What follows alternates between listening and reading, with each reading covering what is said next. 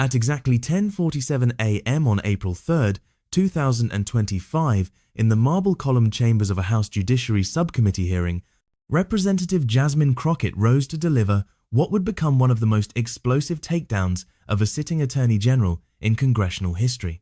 Her voice carried the righteous fury of a woman who had been threatened by the nation's top law enforcement officer for exercising her First Amendment rights, and what followed was a masterclass in political destruction, disguised as constitutional education. To have her go on Fox News and to then decide that she wanted to send a threat to me, it was wrong, Crockett began, her Texas accent adding steel to each syllable as she stared directly into the cameras. The words hung in the air like a gauntlet thrown down, challenging not just Pam Bondi but the entire Trump administration's weaponization of federal power against their critics. The confrontation had been brewing for 2 weeks, ever since Crockett had dared to speak at a Tesla Takedown rally and declare that all she wanted for her March 29th birthday was for Elon to be taken down. It was a statement about peaceful protests and economic pressure, but Bondi had twisted it into something sinister, using the full weight of her office to intimidate a sitting member of Congress on live television. The backstory read like a textbook case of authoritarian overreach. Crockett, serving on the House Dodge Oversight Committee, had been monitoring Elon Musk's unprecedented influence over federal policy and spending. As the world's richest man, systematically dismantled government departments while enriching himself through federal contracts, Crockett had joined the Tesla Takedown movement, a peaceful protest initiative aimed at hitting Musk where it hurt most, his wallet. On March 29, "It's my birthday, and all I want to see happen on my birthday is for Elon to be taken down," Crockett had said during the virtual rally. She had been crystal clear about the non-violent nature of the protests, repeatedly telling participants to make sure you consult with lawyers and adhere to all local laws. But facts had never been a priority for the Trump administration when political theater was available. Bondi's response had been swift and chilling. Appearing on Fox News Sunday Morning Futures, she had delivered what amounted to a federal threat against a sitting congresswoman. She is an elected public official, so she needs to tread very carefully because nothing will happen to Elon Musk, and we are going to fight to protect all the Tesla owners throughout this country, Bondi had declared, her words carrying the implicit weight of DOJ prosecution power. The phrase, "tread very carefully," had sent shockwaves through constitutional law experts.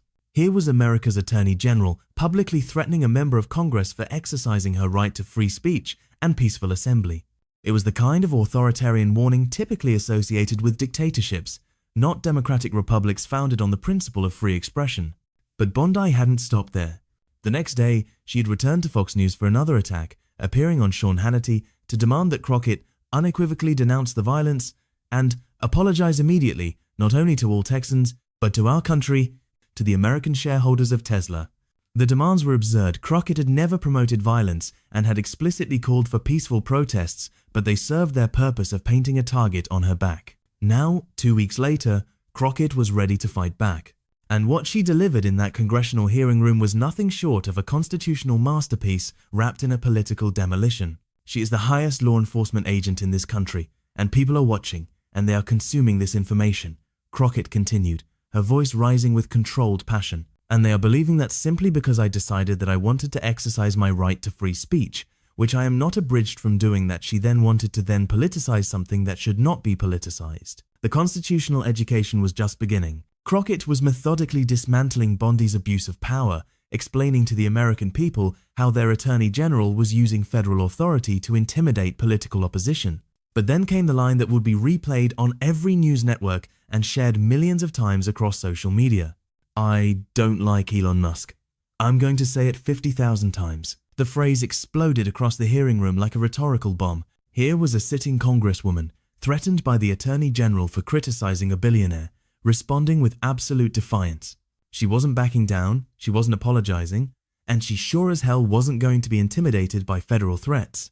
The genius of Crockett's response lay in its simplicity and clarity. By repeating her criticism of Musk in the most direct possible terms, she was demonstrating that Bondi's threats had not only failed but had backfired spectacularly.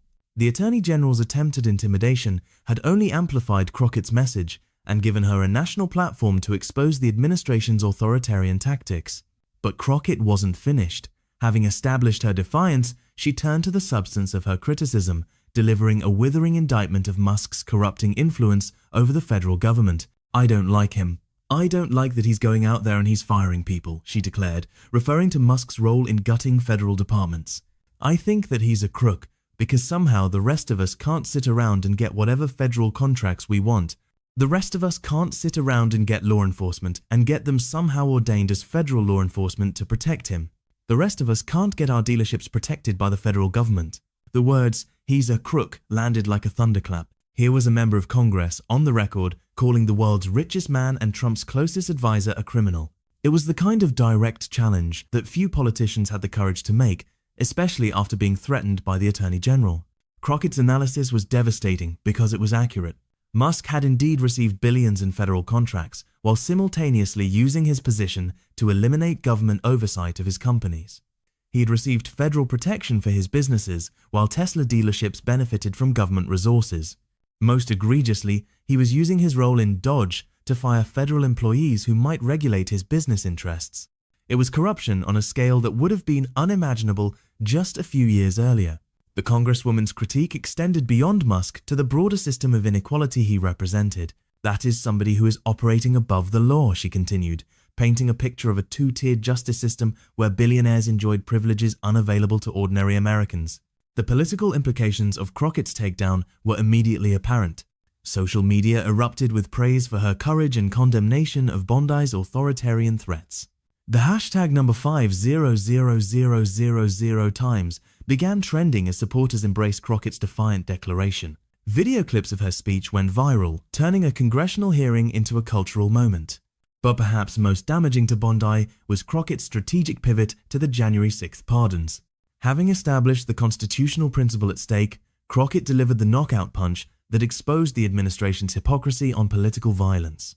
She knew good and well if she watched the entire thing that I specifically told protesters to make sure you consult with lawyers, just like I told protesters over and over and over in the history of me advising people to go out and exercise their constitutional right, Crockett explained, contrasting her careful advocacy for legal protests with the administration's tolerance for actual violence. "The fact that there are other sitting members that have received letters of threat from this new DOJ tells me that they are about retribution and they are not about following the law," she added, revealing that Bondi's intimidation campaign extended beyond her to other members of Congress. The reference to January 6th was particularly devastating because it highlighted the administration's double standard on political violence. While Bondi was threatening a congresswoman for promoting peaceful protests, Trump had pardoned violent insurrectionists who had assaulted police officers and attempted to overthrow the government. The contrast couldn't have been starker or more damaging.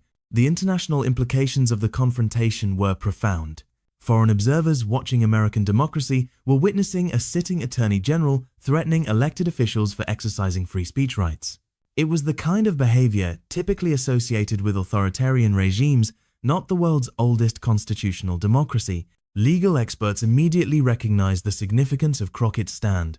By refusing to be intimidated and instead amplifying her criticism, she had demonstrated that Bondi's threats were not just inappropriate but counterproductive. The Attorney General's attempt to silence criticism had instead created a national conversation about the abuse of federal power and the importance of free speech. The hearing room itself became a symbol of constitutional resistance. Here, in the same building where democracy had been under assault on January 6th, a single congresswoman was standing up to federal intimidation and defending the First Amendment rights of all Americans. The marble columns and constitutional artwork provided the perfect backdrop for a defense of democratic principles.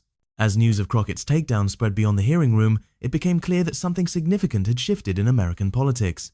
The era of cowering before Trump administration threats was over, at least for some. Crockett had shown that it was possible to fight back against authoritarian intimidation, and her example was already inspiring others. The broader context made Crockett's courage even more remarkable. She was facing down not just an attorney general, but an entire administration willing to use federal power against its critics. Tesla facilities were indeed experiencing vandalism, giving Bondi a pretext for her threats, but Crockett had been scrupulously careful to promote only legal, peaceful protests. The distinction between legal protest and illegal vandalism was crucial, and Crockett had made it repeatedly. But Bondi had chosen to blur that line, suggesting that anyone who criticized Musk might be responsible for violence committed by others. It was a standard that would criminalize political speech and make dissent impossible. As the hearing concluded and Crockett's words continued to reverberate across the nation, one thing was certain.